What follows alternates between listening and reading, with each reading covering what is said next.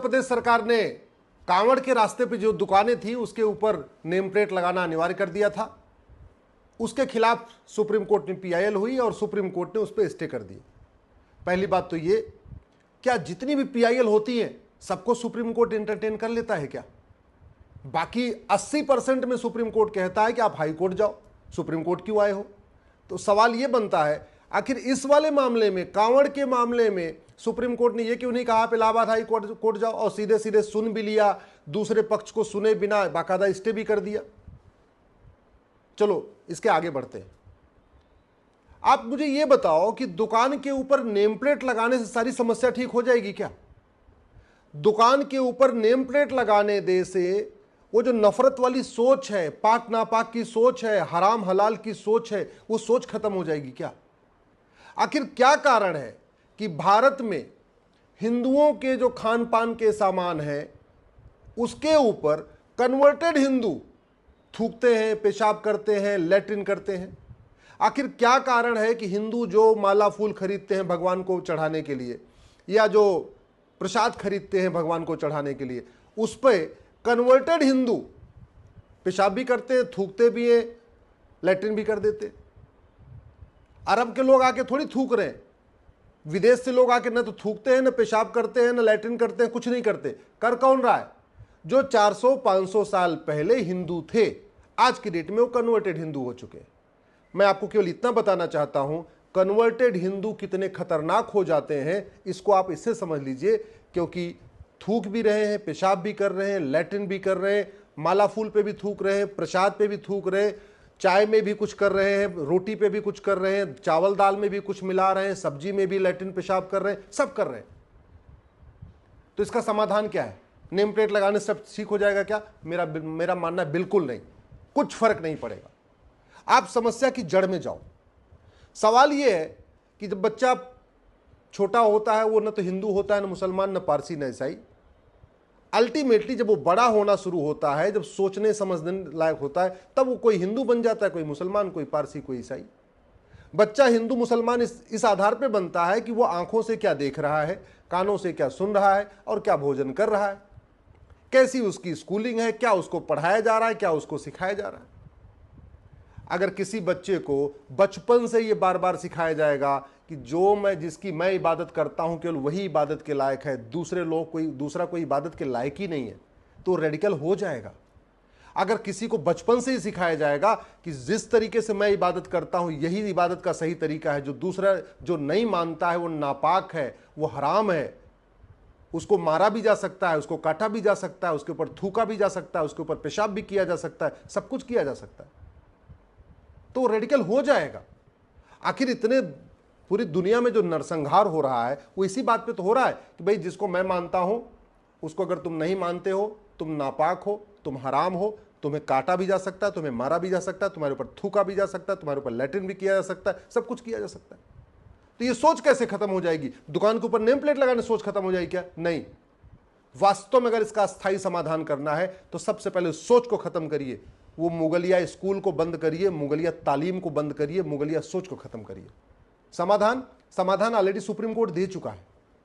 2011 में के श्याम सुंदर वर्सेस स्टेट ऑफ तमिलनाडु में सुप्रीम कोर्ट कह चुका है, 3 जजों की bench, justice JM Panchal, justice Deepak Verma, justice BS Chauhan की बेंच ने कहा था कि 8वीं तक सबको समान शिक्षा होनी चाहिए, शिक्षा में कोई भेदभाव नहीं होना चाहिए। और हमारे पास राइट टू एजुकेशन एक्ट भी है। राइट टू एजुकेशन एक्ट भी यही कहता है कि सबको यूनिफॉर्म एजुकेशन होना चाहिए 8वीं तक, यानी 14 साल तक। हम क्यों नहीं इसको ईमानदारी से लागू करते? ईमानदारी से लागू करना तो छोड़िए, 2012 में कांग्रेस की सरकार ने जब देवबंद और पर्सनल लॉ बोर्ड के दबाव में आके इस राइट टू एजुकेशन एक्ट में एक सेक्शन 1 सब क्लास 4 जोड़ दिया, सेक्शन 1 सब क्लास 5 जोड़ दिया और मदरसों को राइट टू एजुकेशन के दायरे से बाहर निकाल दिया, हमने आज तक उस धारा को वापस फिर से खत्म ही नहीं किया। मतलब कांग्रेस ने जो पाप किया था वो पाप आज भी चल रहा है, हमने उसको खत्म ही नहीं किया। हमने सुप्रीम कोर्ट का जो 3 जजों की बेंच का जजमेंट था यूनिफॉर्म एजुकेशन लागू करने पर, ना उस पर कभी चर्चा किया, ना उसको कभी इंप्लीमेंट करने की कोशिश किया। हमने कभी ये सोचा ही नहीं कि भारत में एक देश एक शिक्षा बोर्ड हो, सब अपनी अपनी भाषा में पढ़े, लेकिन सिलेबस करिकुलम समान हो, कम से कम 8वीं तक तो समान हो। जब सुप्रीम कोर्ट की 3 जजों की बेंच भी कह चुका है, और राइट टू एजुकेशन का मतलब ही होता है राइट टू इक्वल एजुकेशन। हमने पहले किताब चलती थी हमारे पूर्वज, हम लोग छोटे थे तो पढ़ते थे हमारे पूर्वज, वो किताब बंद हो गई। हमारे पहले किताब चलती थी हमारे संस्कार, वो किताब बंद हो गई। पहले किताब थी हमारी संस्कृति, वो किताब बंद हो गई। पहले किताब चलती थी हमारी सभ्यता, वो किताब बंद हो गई। पहले किताब चलती थी हमारा इतिहास, वो किताब बंद हो गई। आज की डेट में प्राइमरी के बच्चों को न हम अपना इतिहास पढ़ा रहे हैं, न भारत की संस्कृति पढ़ा रहे हैं, न भारत की परंपरा पढ़ा रहे हैं, न भारत का ज्ञान विज्ञान पढ़ा रहे हैं, न भारत का दर्शन पढ़ा रहे हैं। सब कुछ तो गुलामी वाला चल रहा है। जो मुगलों ने स्कूल शुरू किया, मदरसे, वो आज भी चल रहे हैं, उन पे कोई कंट्रोल नहीं।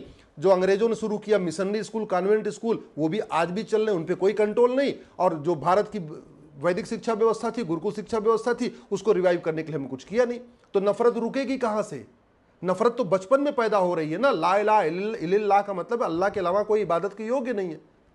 हमने कभी इस पर सार्वजनिक चर्चा नहीं किया कि वसीम रिजवी ने जिन आयतों को चैलेंज किया था, उन आयतों में लिखा क्या है, आखिर क्या कारण है कि सुप्रीम कोर्ट में वो आयतें गई थी।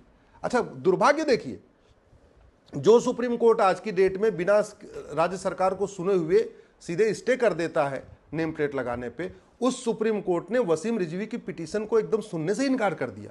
50,000 रुपये पेनल्टी और ठोक दिया था। ये चल रहा है सुप्रीम कोर्ट। ये सुप्रीम कोर्ट भारत की संस्कृति को मजबूत करने के लिए बना है या भारत की संस्कृति को बर्बाद करने के लिए बना हुआ है? ये सुप्रीम कोर्ट चाहता क्या है कि भारतीय परंपरा, भारतीय ज्ञान विज्ञान, भारतीय दर्शन आगे बढ़े या घटे? चलो छोड़ो उसके बाद। और हमने क्या किया? क्या हमने एक अमेरिका की तरीके से एक one nation one federal penal code बनाया क्या? ये अमेरिका का देख रहे हैं ना फेडरल पिनल कोड, 150 चैप्टर है इसमें। पूरे अमेरिका में जितने अपराध होते हैं सबके लिए एक एक चैप्टर है इसमें। क्या हमने भारतीय न्याय संहिता में कोई एक चैप्टर ऐसे जोड़ा कि भाई थूकना, पेशाब करना, लैट्रिन करना ये गंभीर अपराध है, जो ऐसा करेगा उसके ऊपर 10 से 20 साल सजा होगी?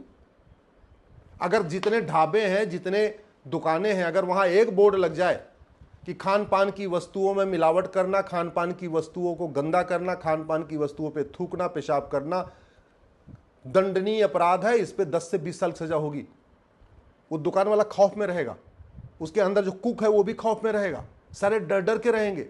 जितने भी जहाँ पे जितने भी मंदिर हैं जहाँ पे माला फूल मिलता है, प्रसाद मिलता है, वहाँ अगर एक बाकायदा नेम प्लेट, एक बाकायदी डिस्प्ले बोर्ड हो, भैया फल फूल में मिलावट करना, फल फूल पे थूकना, फल फूल पे पेशाब करना, फल फूल को गंदा करना ये गंभीर अपराध है, 10 से 20 साल सजा होगी, तो खौफ पैदा होगा। आखिर अरब में, दुबई में, कुवैत में खान पान के वस्तुओं पे, फल फूल के वस्तुओं पे क्यों नहीं थूकते, क्यों नहीं पेशाब करते, क्यों नहीं लैट्रिन करते? भारत में क्यों कर रहे? चीन में, जापान में, सिंगापुर में क्यों नहीं थूकते, क्यों नहीं पेशाब करते, क्यों नहीं लैट्रिन करते? भारत में क्यों कर रहे? हम क्या कर रहे? एक नेम प्लेट लगा दो जी, नेम प्लेट। अरे नेम प्लेट लगाने से क्या हो जाएगा? उस सोच को क्यों नहीं मारते? आचार्य चाणक्य कहते थे अपराधी सोच को खत्म करो, अपराध अपने आप रुक जाएगा। गांधी जी भी यही कहते थे, अपराधी को मारने से पहले पहले उस अपराधी सोच को खत्म करो। हम उस नफरती सोच को खत्म करने पे कोई काम ही नहीं कर रहे। वो जो नफरती सोच है, वो जो डेवलप हो रही है, उसको कैसे रोका जाए, उस पर कोई काम नहीं कर रहा। हम क्या करें? भाई नेम प्लेट लगा दो। अरे भैया, ये समाधान नहीं है। समाधान है कि ये जो भारत की न्याय संहिता है ना, इसको बड़ा करके one nation one penal code बनाया जाए, यानी जितने भी अपराध हैं उसको सब में, इसी में शामिल कर लिया जाए।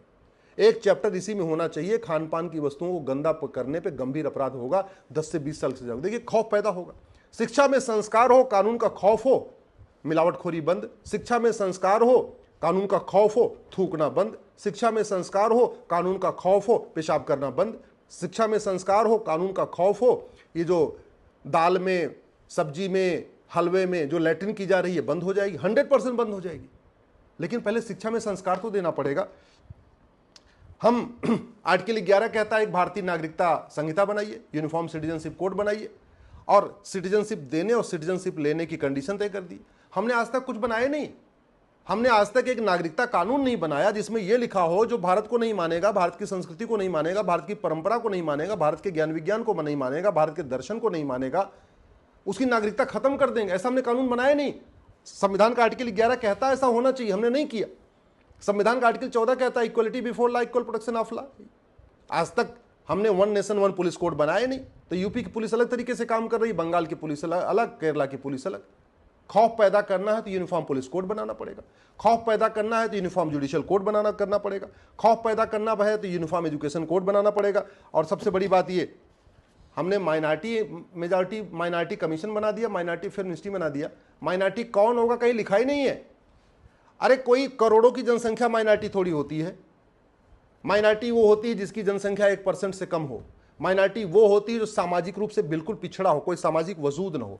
माइनॉरिटी वो होती है जिसका कोई आर्थिक वजूद न हो। माइनॉरिटी वो होती है जिसका कोई राजनीतिक वजूद न हो। यहाँ 9 राज्यों की डेमोग्राफी बदल चुकी है, 200 जिलों की डेमोग्राफी बदल चुकी है, 1500 तहसीलों की डेमोग्राफी बदल चुकी है, 200 संसदीय क्षेत्रों में जो कम्युनिटी डिसाइड करती है कौन जीतेगा हारेगा उसको हम माइनॉरिटी बना रखे। 25 करोड़ के आसपास आबादी हो गई, उसको हम माइनॉरिटी बना के रखे हुए। और जो कम्युनिटी कभी रूल कर चुकी है, शासन कर चुकी है, तो माइनॉरिटी हो ही नहीं सकती। इसका मतलब भारत में क्रिश्चियन तो कभी माइनॉरिटी हो ही नहीं सकते क्योंकि उन्होंने 200 साल राज किया। मुस्लिम कभी माइनॉरिटी हो ही नहीं सकते क्योंकि उन्होंने 500 साल राज किया। और मुस्लिम और क्रिश्चियन इसलिए भी नहीं माइनॉरिटी हो सकते कि 1% से ज्यादा है। मुस्लिम और क्रिश्चियन इसलिए भी नहीं माइनॉरिटी हो सकते कि उनका बाकायदा आर्थिक वजूद है, बहुत सारे एरिया में उन्हीं का राज्य चल रहा है। आप उदाहरण के लिए पूरा सब्जी का कारोबार, बढ़ई का कारोबार, पेंटर का कारोबार, ऑटोमोबाइल का रिपेयरिंग का कारोबार, ऐसे दुनिया भर, नाई का कारोबार, धोबी का कारोबार, सारा कारोबार तो मुस्लिम्स के पास है। एक छत्र राज हो चुका है उनका। जितनी सब्जी मंडियां देख लीजिए, जितनी फल मंडी देख लीजिए, तो वो माइनॉरिटी कैसे हो सकते? ना हमने माइनॉरिटी को डिफाइन किया, ना हमने भारतीय नागरिकता संहिता बनाई, ना हमने भारतीय शिक्षा संहिता बनाई, ना हमने भारतीय पुलिस संहिता बनाई, ना हमने भारतीय दंड संहिता बनाई, ना हमने समान शिक्षा लागू किया, ना हमने कठोर कानून लागू किया, ना हमने कोई भय पैदा किया। ना शिक्षा में संस्कार है, ना कानून का खौफ है, तो थूक भी रहे हैं, पेशाब भी कर रहे हैं, लैट्रिन भी कर रहे हैं, सब कुछ कर रहे हैं। इसका समाधान ये नेम प्लेट लगाना नहीं है। समाधान है कानूनों को बदलना, कानूनों को परिवर्तित करना, समान शिक्षा, समान नागरिक संहिता, समान दंड संहिता, समान पुलिस संहिता, समान व्यापार संहिता लागू करना, समान नागरिकता संहिता लागू करना। यह अस्थायी समाधान है, बाकी सब टेम्परेरी है।